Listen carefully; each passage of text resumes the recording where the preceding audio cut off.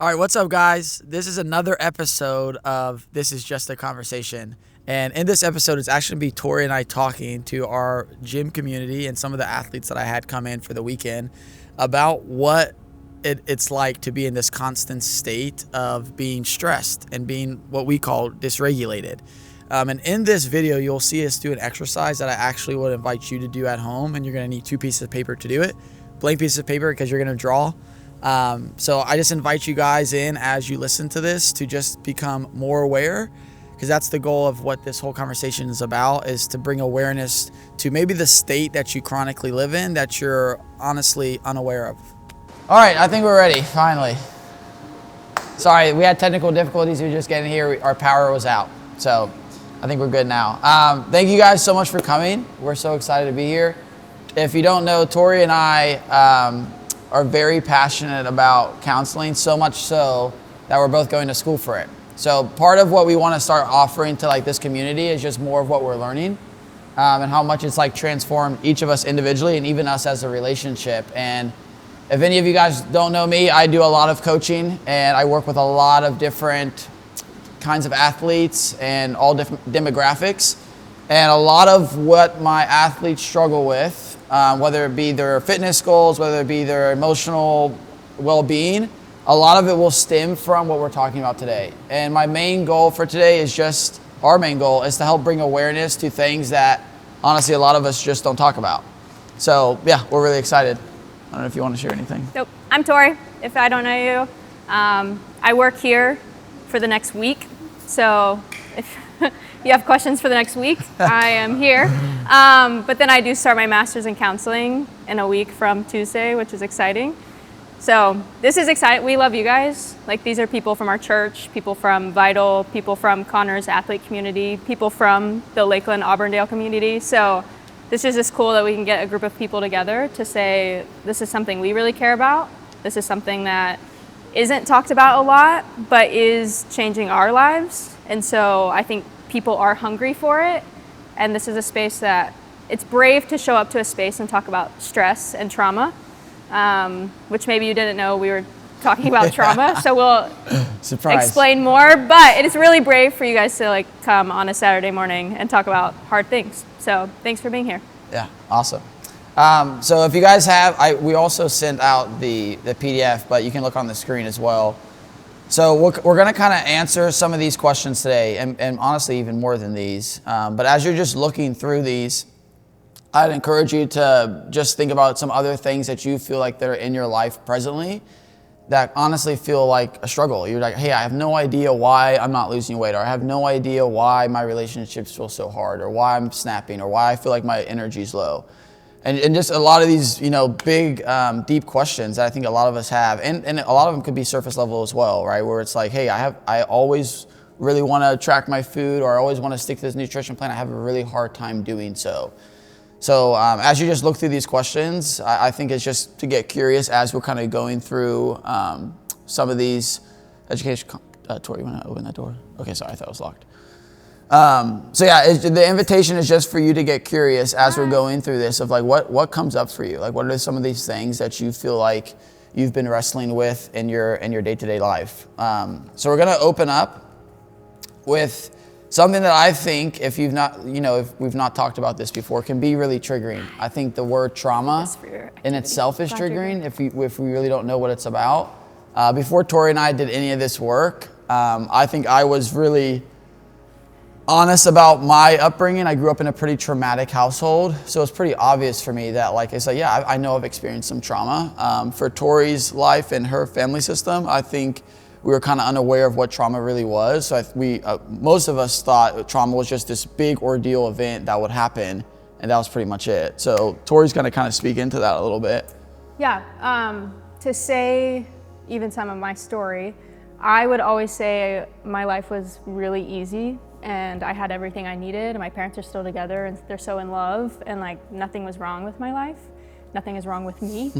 And then I would meet Connor, who has the story he has, and I'd be like confirmed that nothing is wrong with my life, and there's a lot that happened in his life. But as I've learned in the past 5 years, that there's even a lot of trauma in the midst of a life that looks really good from the outside. So Trauma is not necessarily the event. So when you think of trauma, I'm sure your brains are going to like big things like accidents or abuse or neglect or big things that we all know, like, oh, that's trauma. Trauma is not necessarily the event. Trauma is the absence of care when something like that happens. And so, for example, if I were in a car accident, and let's say I was just on this road, and it's raining like a day to day, and I maybe hit a pole, and everything's okay, but I'm on the side of the road for about 45 minutes before anyone ever comes to me. That situation versus the same thing happens to me, I hit a pole, I climb out of my car, and within 3 minutes there is a cop, an ambulance, and actually my mom shows up. How different that memory would be in my body, that if I didn't receive the care, I may carry that fear and the loneliness of an accident very differently than within 3 minutes my mom like was holding me and I could cry on her shoulder and I was literally shaking and felt safe to like cry my eyes out. So that would be the way that trauma looks different. Even with something huge happening, I would still be okay if I was offered care, potentially. So trauma is not the big thing, it's the absence of care. And Gabor Mate is a really well-known psychologist, and he's the one that has offered that definition.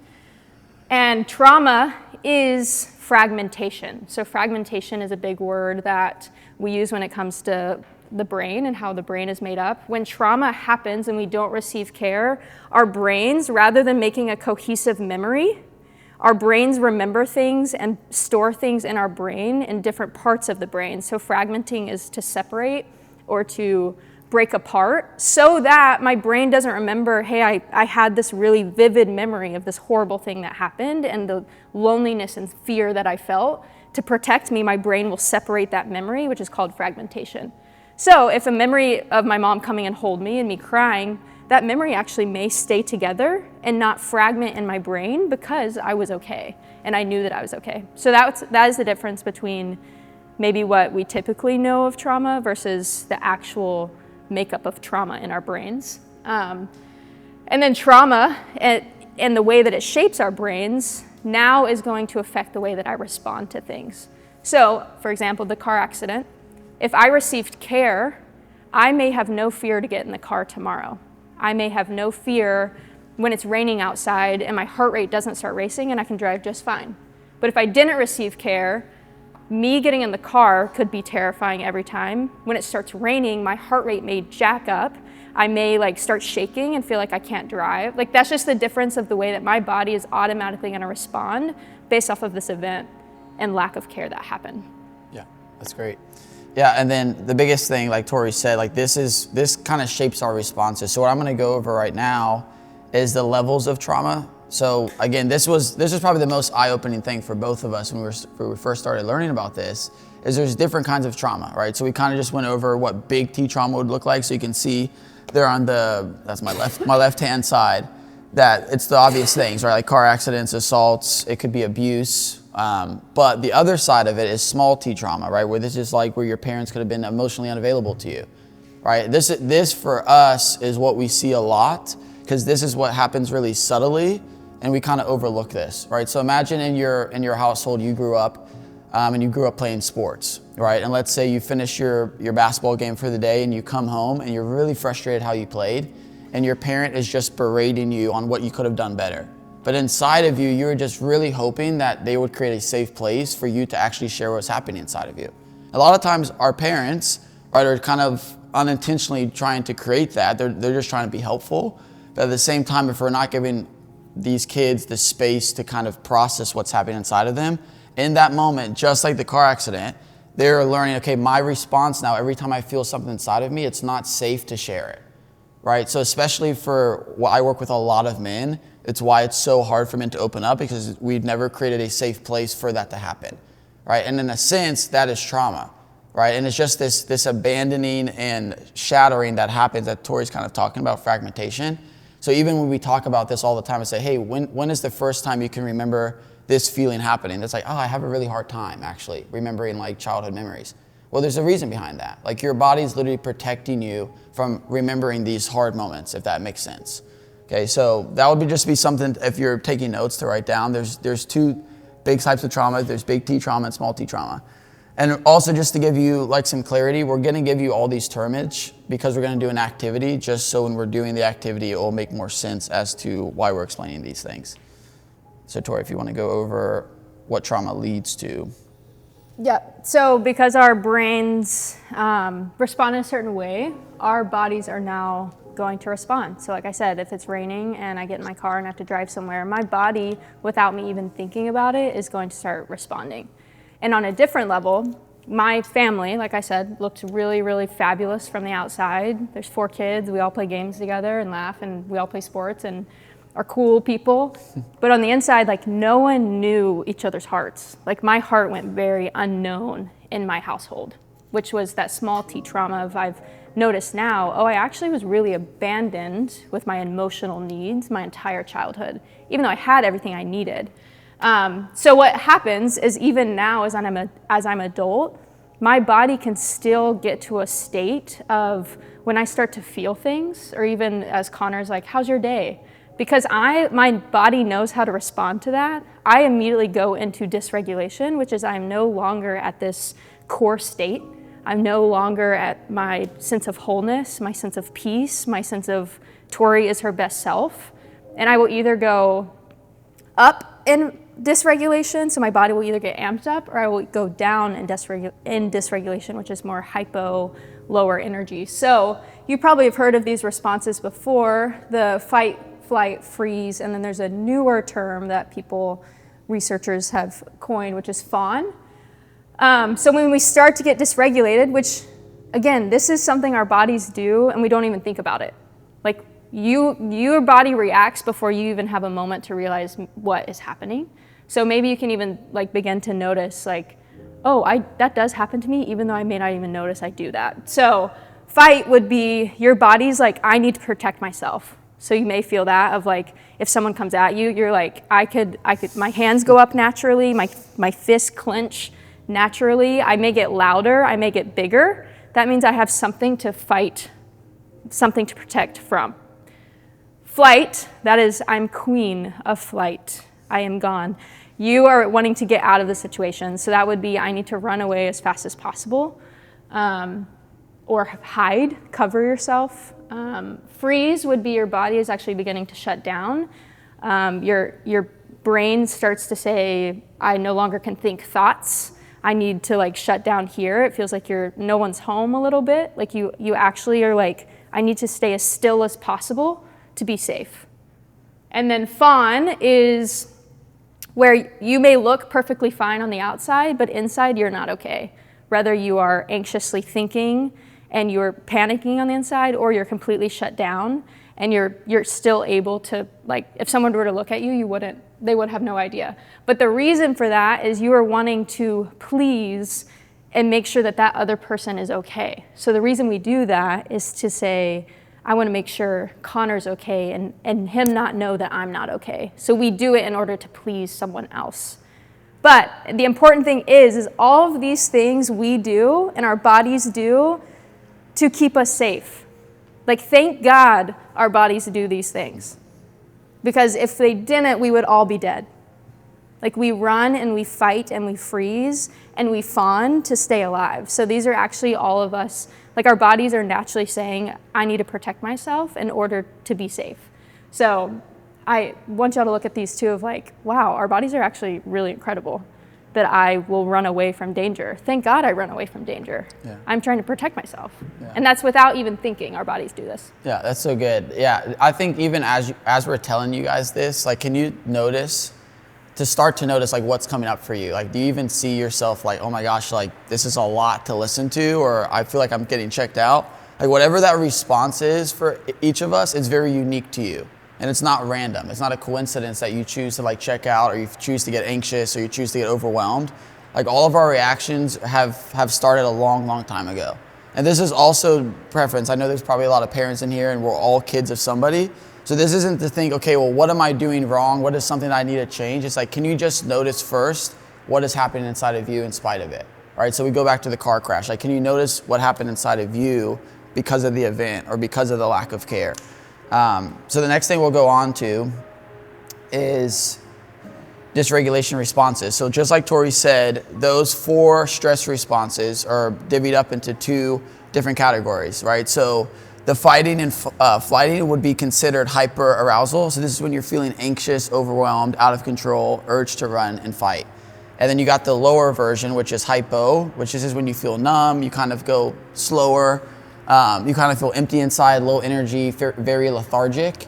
A lot of the times, and we'll talk about this in a little bit, we confuse feeling like in our core state, which we'll talk about that word in a little bit, as that we're in hypoarousal, right? So a lot of the times when we're in our core state, it's like, yeah, I feel fine, but you notice yourself, you're just scrolling or you find yourself distracted. A lot of the times you're not actually like regulated, you're just in that hyperarousal state, right? So another thing to just think about too, when Tori talks about these stress responses, it's always an attempt to find safety. That's our number one goal in mind, right? So, you know, in society, I'm also somebody that struggles a lot with anxiety and OCD. I'm very extroverted, but that also keeps me very introverted. And a lot of the times we look as in a society, it's like, I need to get rid of my anxiety, I need to get rid of my depression. So again, the invitation is, can we get curious as to why you have anxiety and why you have depression or why do you have chronic pain? Because all of these things are signals in your body that's saying, hey, there's something that's happening inside of us that you need to pay attention to. Right? That's why anxiety comes up, right? If there's a threat that comes into our lives, a perceived threat, it could even be relational, it could be in your sport, it could be in your fitness goals, and you start to feel a lot inside of you, can you get curious as to why? Because that's your body trying to come online to protect what is about to happen, okay? Mm-hmm. Any questions around that so far? Any questions at all? Good? Okay, so we're gonna go into this activity. And this is called the home of connection and window of tolerance. So we've already said some of these words. So core state is, again, where we're rested and safe and we're regulated, right? So I'm gonna use a lot of like animal analogies because this is how I like to picture our nervous system. So again, when we're regulated, it's like we are completely away from the lion that's chasing us, right? So that could be like we're in a cage and the lion's on the outside of the cage and we're fine. Nobody's gonna hurt us. We're safe and regulated. Okay, and then the window, which we'll draw, is your ability to problem solve and feel emotions clearly. And then your home of connection is going to be where you find yourself feeling the safest. Okay, so you're gonna have 2 pieces of paper, and on the first piece of paper, what I want you to draw is a window. And Tori is gonna be my demo artist here.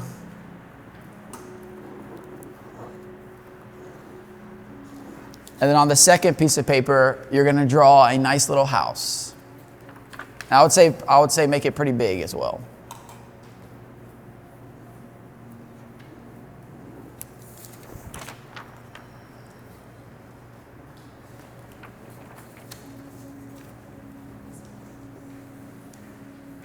Okay, blue, okay. The artist. That's great. Yes.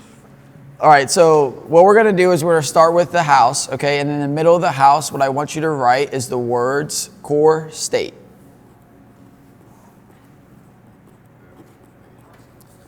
Yeah, you're gonna draw a house. Draw a big house.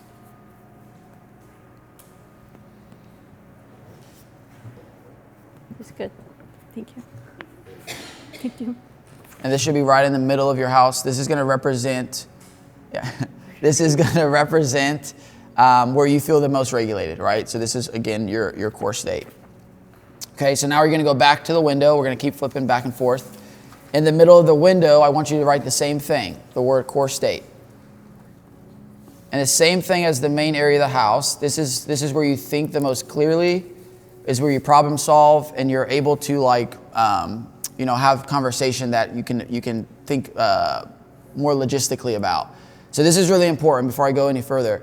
Our brains are divided into 3 main parts, all right? The first part is what we call like our reptilian brain. It's our brain stem. So if this is our brain stem, we cannot go to the second parts of our brain unless the first part feels safe, right? So just think about that for a second. If I'm running away from a lion, in that moment, if I don't feel safe, do you think I'm gonna be able to process information properly, right? Imagine if we're both running away from a lion, right? and I ask you in that moment, I'd say, hey, what do you want for lunch? You'd be like, what? I'm not gonna. What about even if you're hiding from the lion, right? It's the same thing, right? You're still in this dysregulated state. You're not able to think clearly. So think about in the core state of your window and in your home, that's where you're able to actually process information. Okay, so now we're gonna go back to the house. And now I want you to think about things that represent where you're most at rest. Okay, and you can write or draw these. So think about even in like your living room, what are the things that you have inside your core state that make you feel really safe, right? So think about like you have a couch, maybe you have like windows because you love sunlight, you have somebody there that you really love. It could be anything. You can write and draw these as well inside your house. You can draw a couch, draw a TV.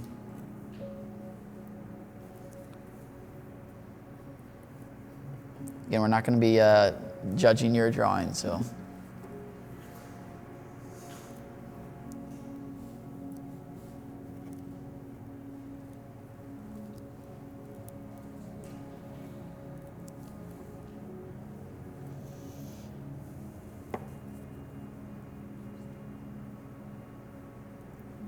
It can be people too, whoever makes you feel the most safe and connected, where you feel like you're the most at rest. Have your favorite book with you, favorite playlist.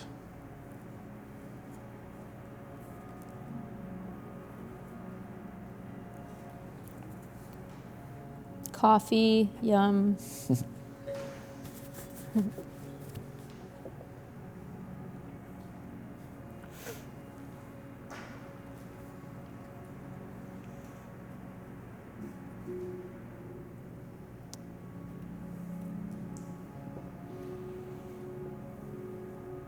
Everybody good? All right, now you're going to go back to the window. Okay, so flip back to the window. And now you're going to think about things that expand your capacity to feel in control and safe. All right, so on the right side of your window, you're going to write 2 arrows going away from each other. So Tori will show you what that looks like. Like that? Just like that.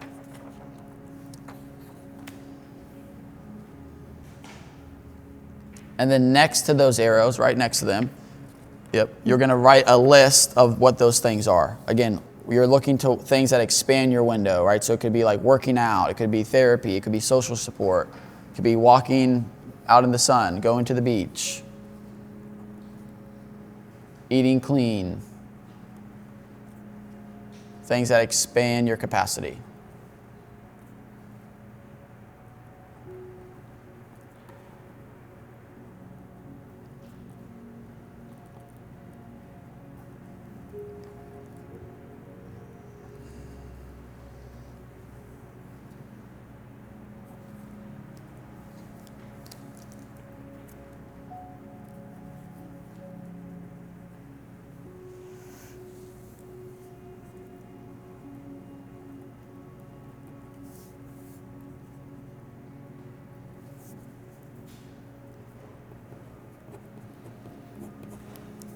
And once you're done that, you can go back to the house. And now I want you to imagine that there's a storm happening outside, maybe just like the one that just happened. And I want you to start to draw that. Draw a storm pretty much in the right or left hand side of the house that's happening outside. So you can draw some lightning, some wind, some trees falling over, a tornado. I always draw a tornado. I just like drawing tornadoes for some reason.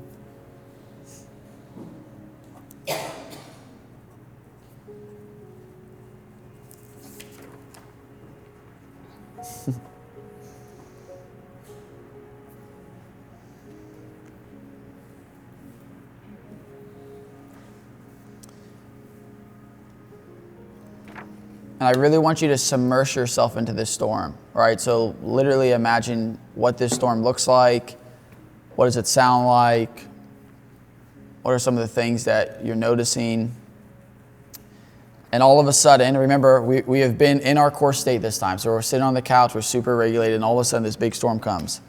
And the windows start to break, all right? So all of a sudden, you need to go outside into the storm to fix these windows. Right? So again, submerge yourself into that. As you're entering into this storm, this is where we enter into that fight or flight response. All right, your nervous system kicks into gear, and this is what we call hyperarousal. So I want you to label the storm. just anywhere, you can say hyperarousal.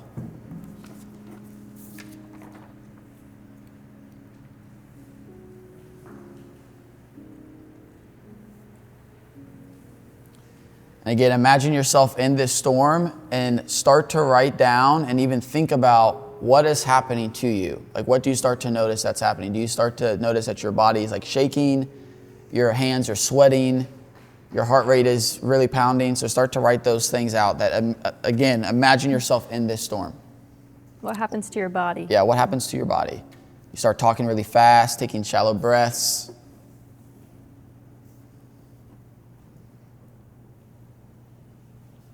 Put yourself into one of Florida's hurricanes.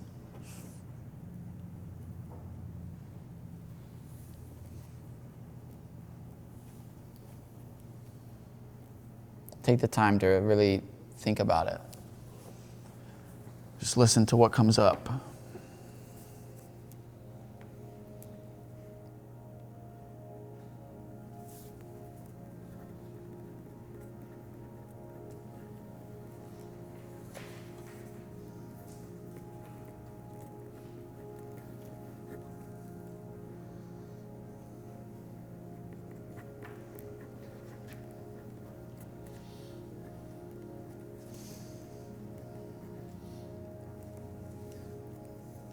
And then once you're done that, you can go back to the window. We're going to do the opposite now. And you're going to draw two arrows going into each other on the other side, on the left side of your page.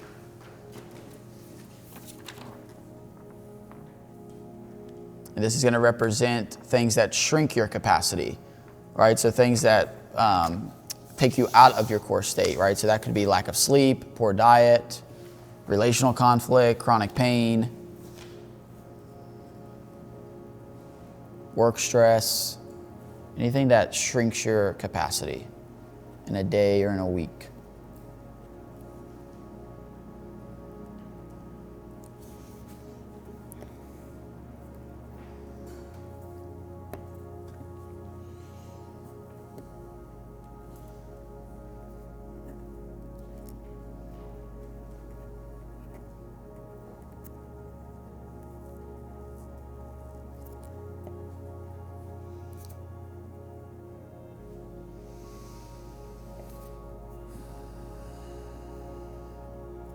As you're doing that, above your window, I want you to write the word hyperarousal.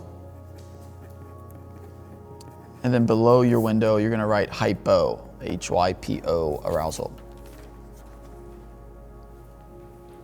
Tori's showing you what that looks like. Hyperarousal and then hypo on the bottom.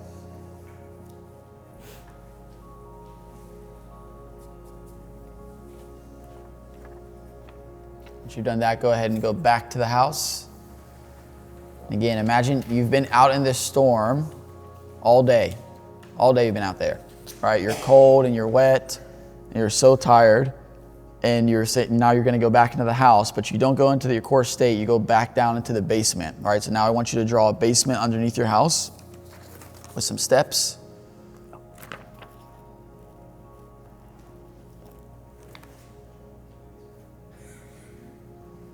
Do you guys know what a basement is here? Yeah. It's just a room under the house. And now we're entering our freeze and fawn response. Right? So it's just like we try to get curious about what happens to us when we're out in the storm. Now think about you've just been in the storm all day. You're so tired, you're wet. Think about how you're moving into that place. What do you feel inside? Do you feel really low energy? Do you feel lethargic? Do you feel like you don't want to do anything, unmotivated? Your voice starts dropping really low. You're stuttering. Maybe you have no words at all. Shivering.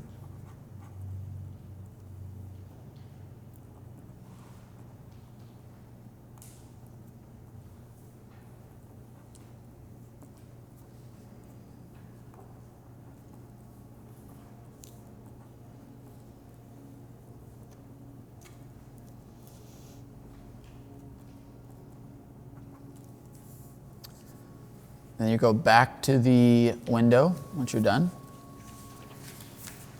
And then you're going to draw a rectangle underneath hyper, and then another rectangle underneath hypo.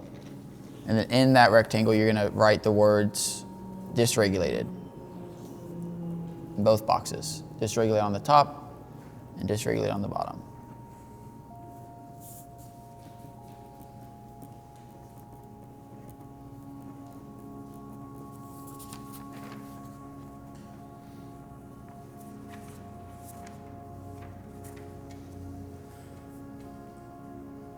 Awesome. Thank you. All right, now we'll head back to the house for the last time. And I want you to think about your normal day or your normal week. And I want you to give a percentage for each 3 states, right? So we have our hyper when we're out in the storm. We have our core state. And then we have our hypo. I want you to give a percentage to as what you think you spend in those in a normal day or a normal week. Give a percentage to each. And think about what comes up when you're in the storm, and when do you feel that in a week? What comes up when you feel like you're in the basement? When do you feel that in a normal day or week?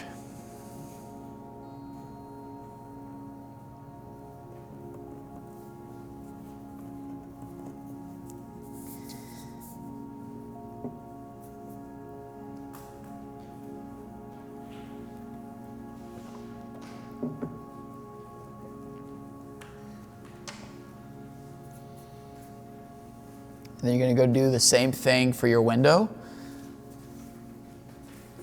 And you're going to write a percentage to how many times in a day or week are you expanding your window. So doing those things that bring you more capacity. Give a percentage to that. And then the same thing for the shrinking, is how many times in a day or a week do you feel like you're doing those things to shrink your capacity. And then same thing with the core state. Not looking to add up to 100 either. If you want to go over 100, that's totally fine.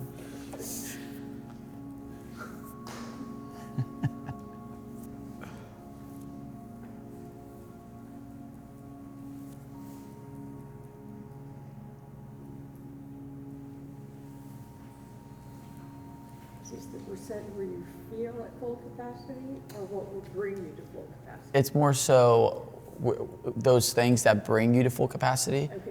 How often do you think you do those in a day? Like the percentage that you feel like you spend trying to do those things. Yeah, great question. Less than 100%.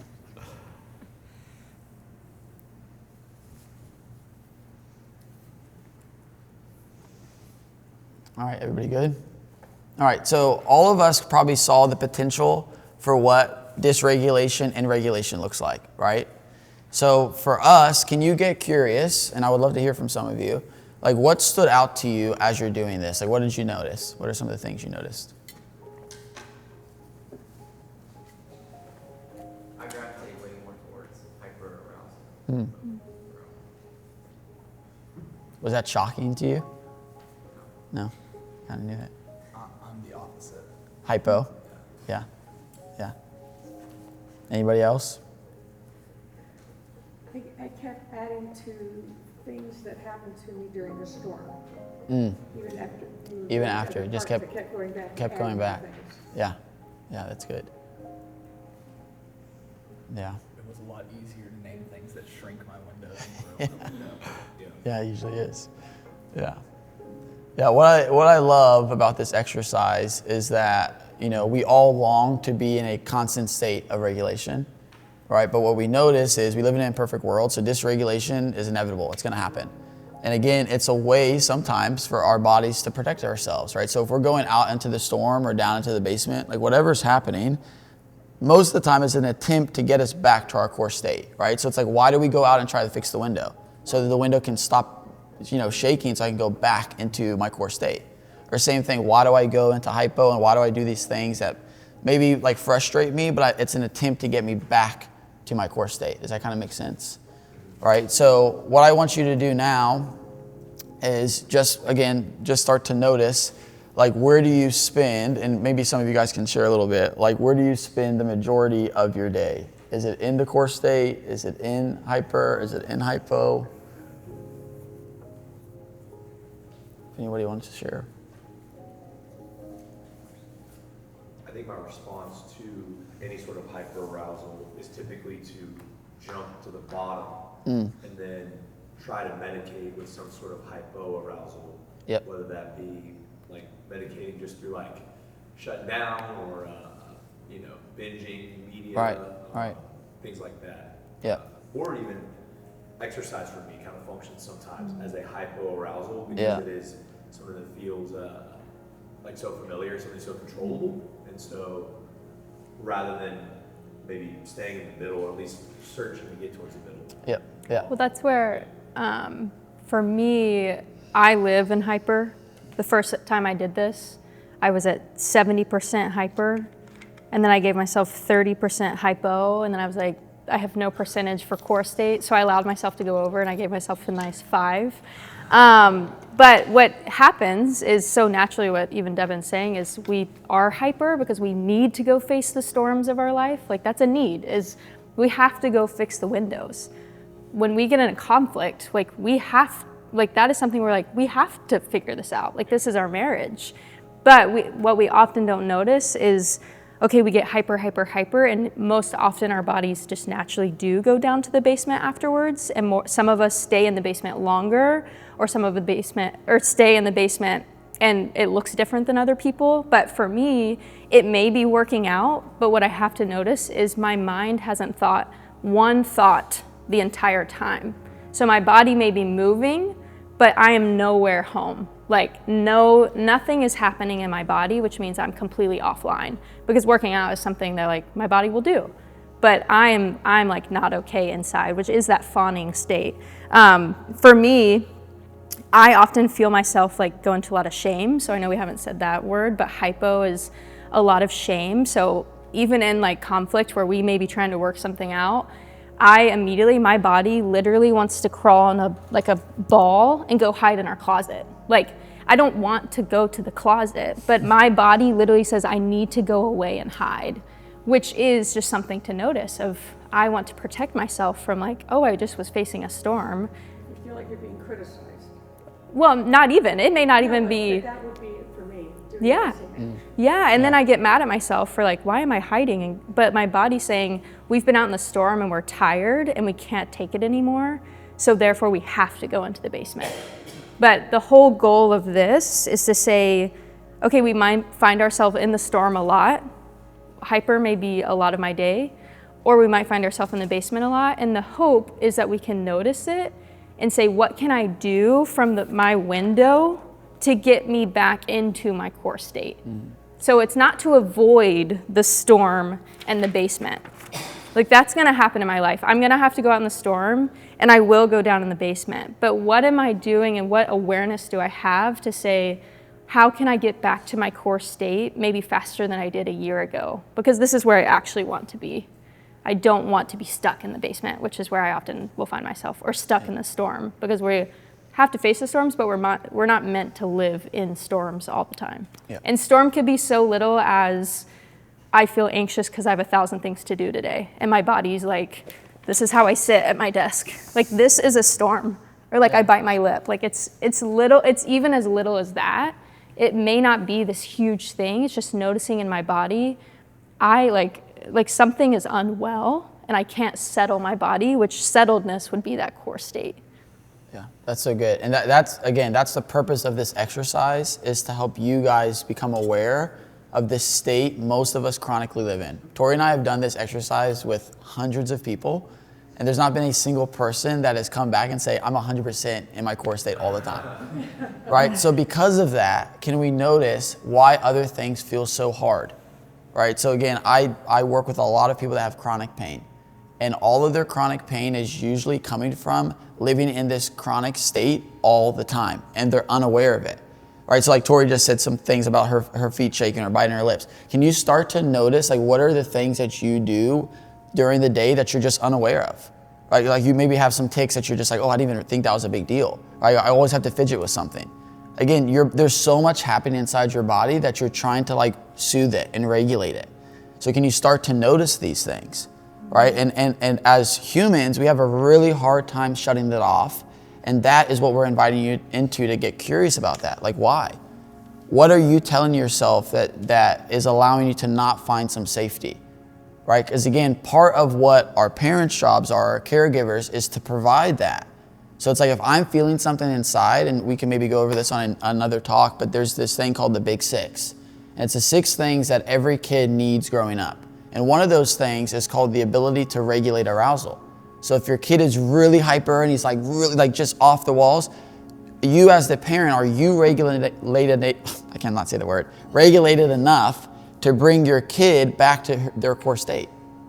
But this is the problem. A lot of things that we see even in ourselves is that we're so dysregulated that when we go into the school system and we're working with kids, it's like this kid could trigger the heck out of me because there's already so much happening inside of me, right? There's nothing that the kid is doing, all right? If I was secure and safe, I wouldn't be so triggered by what is happening.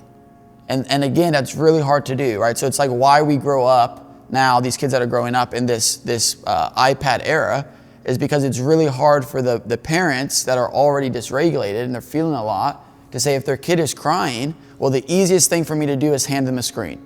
Because I feel so much inside, again, they're unaware of this, that it's going to be really hard for me to help my kid to regulate. Right? So the goal is, can you just get curious at what state you're in? Like, what are you feeling inside of you? Are you snapping really easily? Right? Like if we come home, like we make this joke all the time. If we get in a fight about the dishes, obviously it's not about the dishes. Right? There's something that I'm feeling in my day that when I come home, if those things aren't done, like it just triggers the hell out of each other. Right? So it's like, can we just start to notice that? But that, again, guys, that is just conscious stress. Those are just things that are happening that you're aware of. Like, I have so much to do in my work. So many people are needing me. I poured out so much today. Those things are just conscious, right? So I use this analogy of a cup. Let's say that your cup is 70% full, right? Guys, 70% full of not conscious stress. This is unconscious stress. So when we talk about trauma, the number one key driving factor to anxiety and depression is unresolved grief. And the grief is you not resolving what happened to you growing up, right? So again, if you grew up in a family system where you're like, I didn't really experience some big T trauma, right? I experienced maybe a lot of times where I didn't feel safe to share what was happening to me, right? Can you grieve that? Because again, your body's holding on to that. Every time you get back into a stressful situation, your body immediately goes into, we can't let anybody know because we've never had the safety to do that. So you're carrying that subconsciously every day on top of your conscious stress. So imagine if your cup, again, is 70% full of unconscious stuff that you've not processed in your life. And then you put that on top of working out too much, not eating enough. You're working too much in your work. You're just going to explode. Your body can literally not take it anymore. All right, so again, when we look at chronic pain, most chronic pain, and this is just like a fun fact from research, most chronic pain happen to adults that are very type A. Like, so think about like Enneagram, like really 1s and 3s, that people that really want to overachieve and do a lot, and they have a really hard time slowing down. So they're in this chronic state of hyperarousal, right? So that the goal is, can we just notice that, right? Can you notice that you have a really hard time slowing down? Because why? It doesn't feel safe to you, right? If I slow down, what would happen to me? What would happen if I start crying all of a sudden? I don't know what to do with it. Who's going to be there to take care of me? Right? And that's your brain. Your brain has been protecting you for so long, for your entire life. But can you start to notice that, like, hey, there are places in my life I can feel safe, that I can let out. Right? It's like, why every time I work with a guy and he cries for the first time, I say, hey, how do you feel? He say, man, I feel so relieved. I'm like, doesn't that feel good? Like, we meet with a couple right now that we're doing couples counseling with, and this guy just let out his whole story to us. And he said that that week after, he said it was the best week I've ever had, because he's finally processed what he's been holding on to. And again, none of that was conscious, right? It was all of these things that he was carrying inside of himself from his story, from one particular event. But all of us carry a culmination of stories. So can you start to get curious about what those things are for you? And again, this isn't to go to your parents, right? Because some of you guys are parents.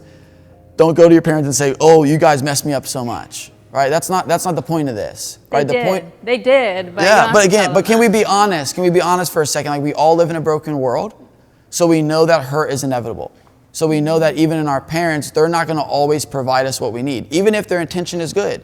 Right? After a game, they're just, they want to tell you, hey, this is what you could have done better. But what's happening inside of you is like, I just wish I had somebody safe enough to actually share what's happening inside of me. Right? And we meet with a lot of teenagers and a lot of college kids, and they are desperate to just let their parents in. Desperate. Right? But we all live in this insecure attachment to the world of like, we don't really trust that anybody's going to be there for us. Right? So it's really hard for us to trust that there's going to be safety in these areas. So we have this on here, probably like, why is there zebras? Can we pause and do breathing first? Yeah, go ahead. That was a lot. Yeah, it was a lot. Yeah, how are you guys feeling, honestly? Like, how are you guys feeling? What's coming up for you as we're saying all of this? Anything like, whoa, I've never thought about this, or is there more clarity, or? Why did I come? Yeah. Let me share this really first, because it could kind of help us to come down a little bit. So there's this book called Why Zebras Don't Get Ulcers.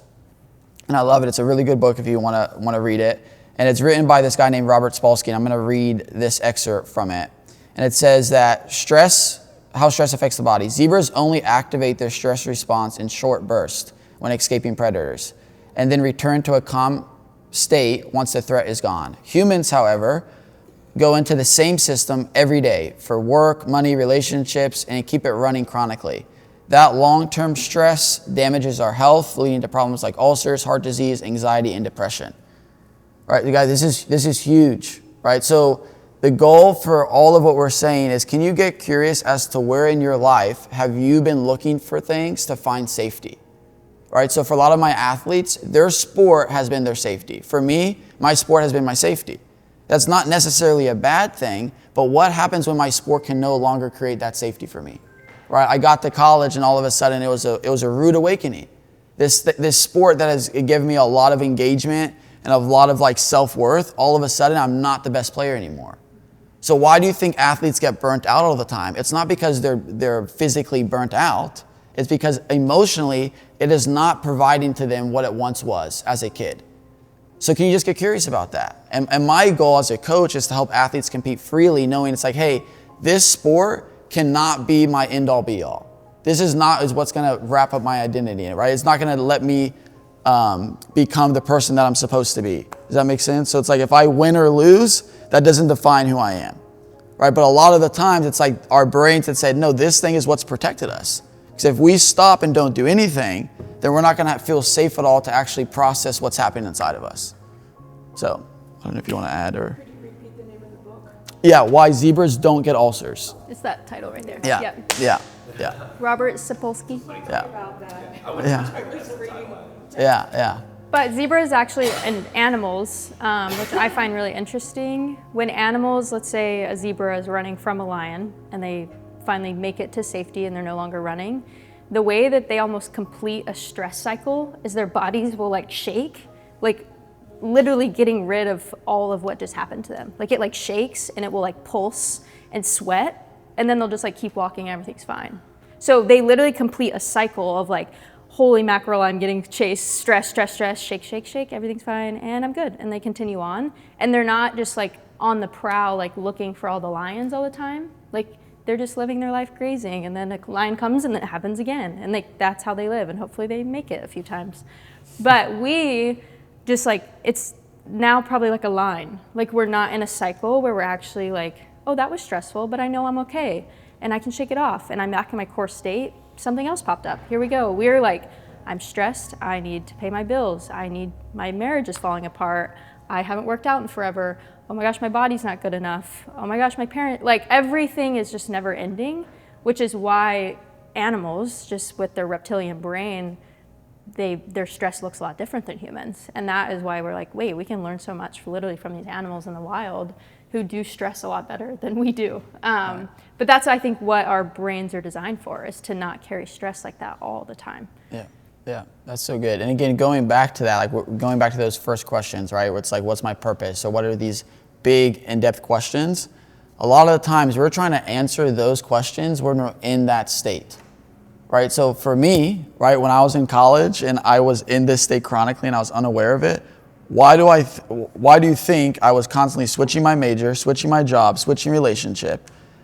Because I kept asking myself that question of like, okay, I need this. We're constantly running away from something and running to something, right? So can you just start to notice what those things are for you, right? Because it's always an attempt to find safety, like we've said before, right? It's really, really important. So the goal is, can we just slow down enough to get to that core state so you can actually start to process things the way you're meant to process it, right? So same thing, if we're in conflict, it is the scariest thing for us to do sometimes, but to just say, hey, we're gonna take a time out and come back to it. And can you get curious as to why that feels so hard? One of the vows I made to Tori when we got married was, hey, we're never gonna go to sleep angry at each other. It sounds pretty like an okay thing to say. Now with this knowledge, like that was the dumbest thing I could have said. Because think about this, right? If we're getting in an argument at 11 p.m. at night, we're already tired. We're already really dysregulated. So anything that comes out of my mouth is probably not going to be the most clear, precise thing I want to say to her, which is just going to create more tension. Now we're really tired. Now we wake up the next day and we're really stressed. But the reason why it's so hard for us to say, especially for me to say, you know what, let's just sleep on this. We'll wake up in the morning when we're more in our core state to actually talk about this, is because I need her to and us to be okay so that I'm okay, right? So I will force that upon her. It's like, no, we have to figure this out now. Well, can I just stop and get curious as to why? Like, why do we have to figure this argument out right now? It's because I'm so dysregulated inside, and this is just making it worse. So again, but I don't trust that I'm gonna be okay just in 8 hours. I don't trust it. My body doesn't. I don't trust I'm gonna be okay by myself with all of the things I'm processing in my head. And again, that's the goal. It's like, can you find more pockets of safety in your life if you're in a relationship, outside of your relationship, right? Whether that's a counselor, a therapist, or a trusted friend. It's like, hey, I need to process this with you. Right? How many times me and this guy in the back have processed hard things that are happening, and then I'm able to come back to Tori in a more regulated state and actually offer to her what she needs, right? That's the goal of this. Can you notice what state you're in, and can you find the safety that you're actually longing for? Because the things we tend to go to end up just bringing us more shame, more hurt, more dysregulation, right? So for men, a thing I love talking about, this is just very vulnerable, is pornography. Right? It's like, why do we think we go to pornography? It's an attempt to find safety, right? And again, we shame. It's like, you shouldn't be doing that. It's like, no, can we bless the beautiful desire that's underneath it? You're just trying to find safety and regulation, right? And we go from this hyper state to hypo, confused as to, hey, this is my day off. Why do I feel so dysregulated? Or why do I feel so tempted to do these things? It's because you're in that hypo state. You're still trying to come back to safety. Right, so you've been running away from the lion. Now you're hiding from the lion, right? If we were all hiding from a lion in a cave right now, do you think we'd feel good? No. So it's like, can we find safety first and then make our decisions and then say what is happening inside of us? Okay? So, yeah. Any thoughts on that? Any questions? I know this is deep stuff, guys. And maybe you're asking yourself, okay, cool, I'm aware of it. So what now? Well, that's the first step. It's just to become aware of this. Can you become aware of the states that you're living in, and can you get curious as to why? Right, and we'll do another workshop on the next step. We'll go to the next slide. Yeah, it's just this last thing about awareness. Yeah, so some questions asked. How long have I been running or hiding? Can you think back even to a story from when you were little of like, oh, what was it like for me as a kid to be out in the storm? And I've been doing the same thing for 20 plus years now. And also blessing, like, yeah, you've been facing a lot of storms and you've survived. Like, that's a really cool thing. Yeah. And I'm 27 and just now becoming aware of a lot of things I've done my whole life, which is wild. And then also, what does your cup look like? What is in your cup? What are the things that bring you a lot of stress that you just think is normal, but you're like, actually, this is a lot of dysregulation in my world. Like, I say everything's fine, like my life, but if I could have actually named what was in my cup growing up, oof, like it would have looked a lot different for me. Yeah. Yeah. And it would have been a lot more clear for me too. Yeah, and as far as health, because I know we're in a gym setting, right? So it's like, I have no idea what everybody's goals are, right? So if it's to, change your body composition, to lose weight, gain muscle, again, imagine if you're in this state all the time, and then on top of that, right, most athletes and most people that I work with, this is just across the board, we're significantly under eating and overworking.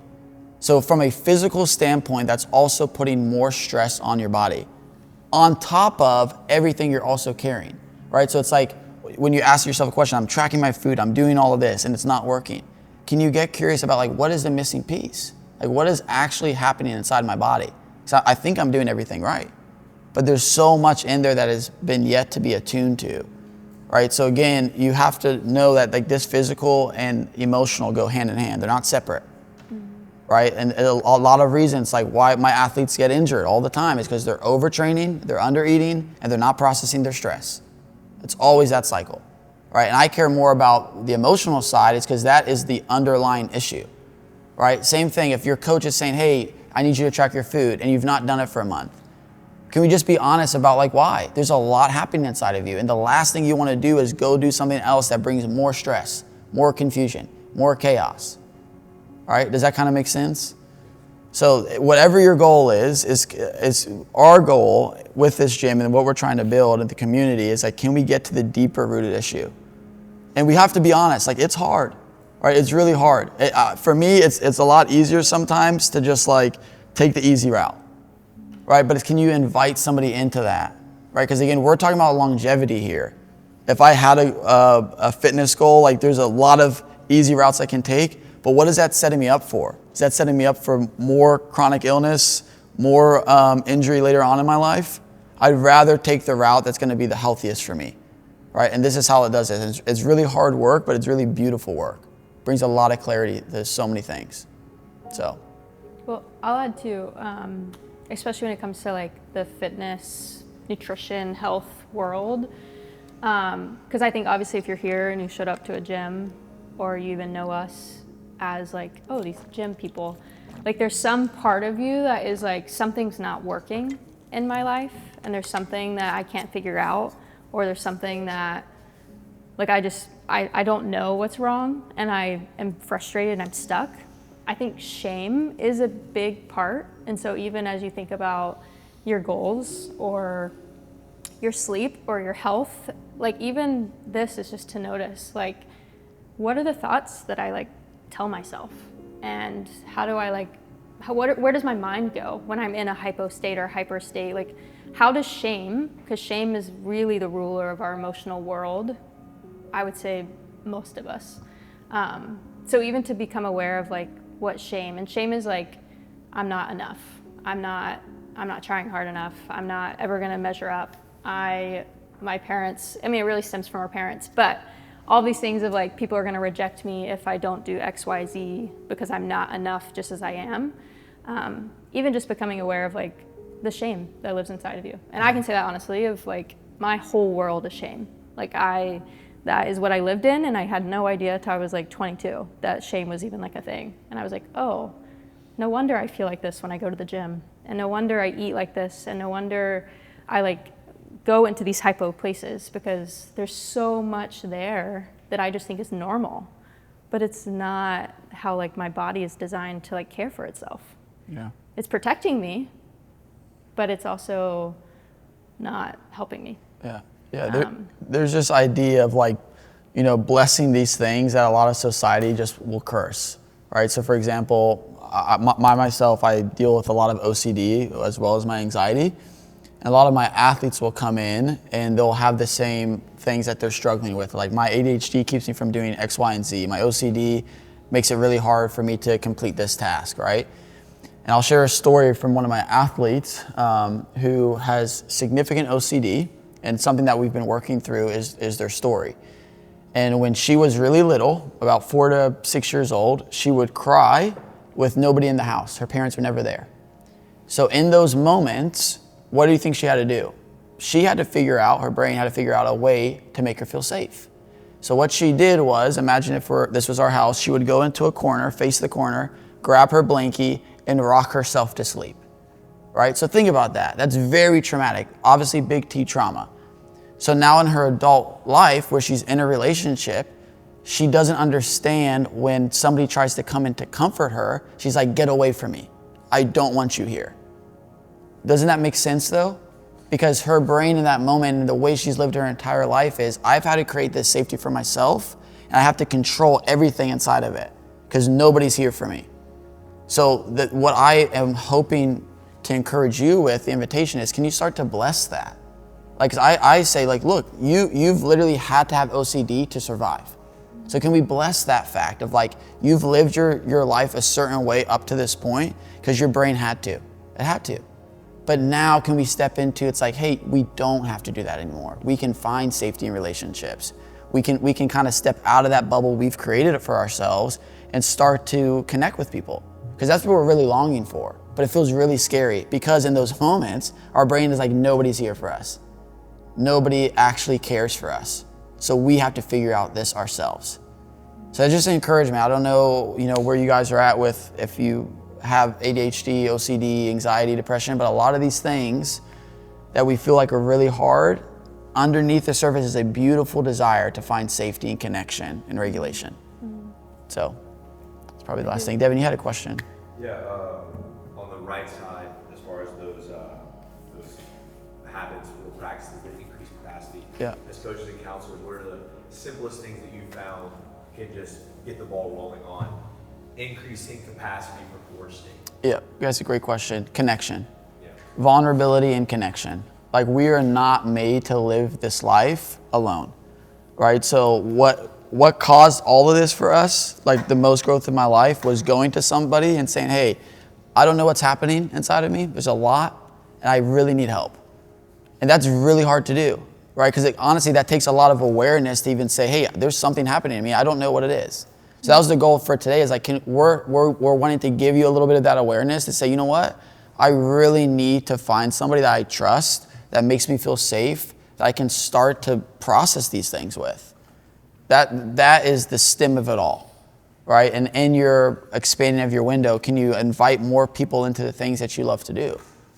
Yeah, I'll add play. Yeah, play is. So play sounds really childish, and I don't know if y'all are like, no, like not. But play is why we were on this earth. Like, we work, yes, we work, but this world is supposed to be a place that we like love to be and explore and know and play amongst, like, the connection is like, what do you love to do that has no like boundaries to it? There's no rules, there's no grades, there's no judges. Like, what do you do that like makes your heart like come to life? And afterwards you're like, that was the best time ever. I never wanted that to end. And maybe that looks like reading a book. I don't know. Mine is like, I would love to go frolic on the beach and play Scrabble and play pickleball. Like, I love to play. Yours also could be, I want to sit on my couch and look at the stars. I don't know. Like, but what are you doing in your life that play, I think, is something that expands anyone's window. It just looks different. And then the last thing would be, which our counselors really invited us to do, is slowness.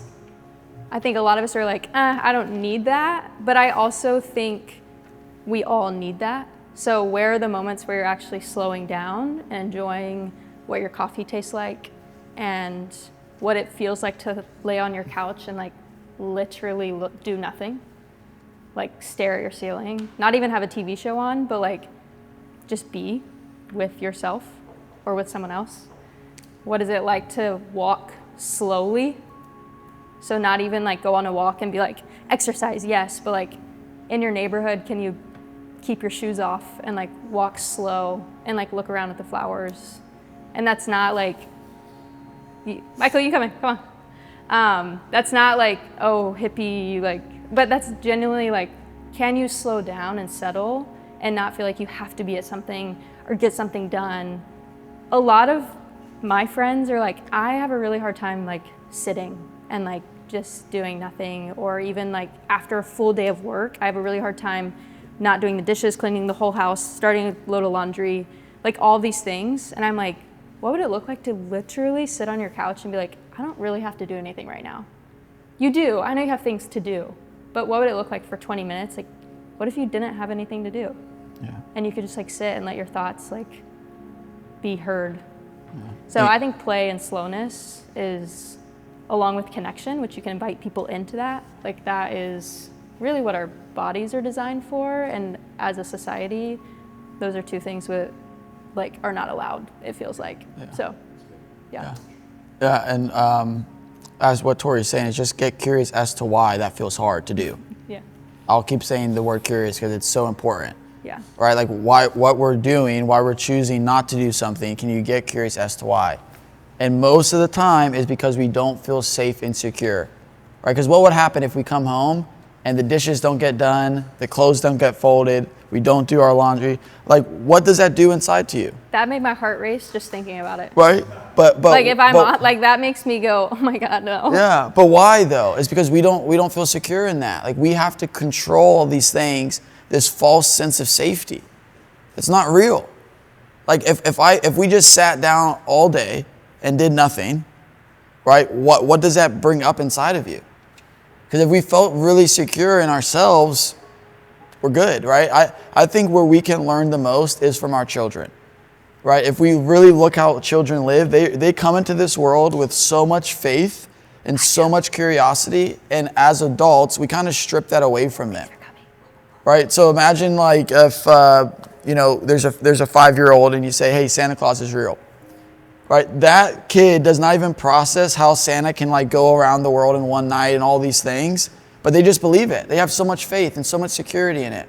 And if whatever we tell the kids, it's like they just trust it. So can we start to trust it? And can we start to get curious as to what are the things that we've put in our lives to create this false sense of security and safety? So. Any more questions? So, Yeah. Comment earlier, we were talking about the core state and versus hyperarousal. I actually had, I was majority percentage in the core state, and so I was going to comment that wasn't always the way it was. Aged, I got kids your age. Yeah. So, but it's taken years Yeah. of work. So I would add to your list relationship. I think is really important. Yeah. Play is good, but I'd also add pray. Pray. I've Yeah. prayed for contentment for years. Yeah. Worked on that. Yeah. So. Yeah, I think that's like if you are, with faith, or if not, like that is absolutely something where it's like, I find a sense of grounding and connection with God. And that's a space that I absolutely add, like that's on my expansion of like, what does that look like for me to know myself in order to connect with myself and then others, but also like, what does it look like to know God and like God know me in a way that I feel like safe. So yeah, absolutely. So if that is in your context, that makes a lot of sense. Yeah. It's great. Any other questions? Yeah, thoughts? Okay, I'm going to end. That was a lot. I'm going to end just whether you may be in hyper or hypo, maybe you feel core. Just even with like 2 things that this has brought a lot of, it's so simple, but this has brought a lot of good things to me, and I teach a lot of my teenagers. So even just to care for your body now, but even to take with you, there's 2 things that breathing, whether you're in hypo or hyper, breathing helps your body get back to a core state. So it's super simple. We don't do it a lot, but it changed my world to learn how to breathe. What? So the first thing, another tool is called bilateral tapping, and we do it, when I sit and I cross my leg and I shake my that's a way of my body soothing itself. If you sit and even notice like your leg moving the whole time, like that's your body actually soothing itself. But Blue's doing it. Bilateral tapping is any kind of tapping from one side of the brain to the other. So it could be simple on your here. I go on my chest if I'm not like, in public. I'm not walking around the grocery store like this, but maybe I will. But any kind of tapping, it could be your hands together like this. But I teach this to my teenagers because they get overwhelmed in school or in their bedrooms or sitting at their dinner table. And a way to even keep your brain like, hey, come back to this house, come back to core state, is to do like one side of the body to the other tapping. It's keeping both sides of your brain on. So that's something, bilateral tapping. But we're gonna do some breathing for like 3 minutes. And this is to help us, no matter where you are right now, to like come back in your core state. So you're gonna breathe through your nose, and then you're gonna blow out like you have a straw. And when we begin, you're gonna notice your breath in your nose. So just notice as the breath comes in, like notice it, what it feels like to be in your nose, and then you'll exhale. So we'll do 5 breaths here. So in, out. And notice it in your nose. In, out. In,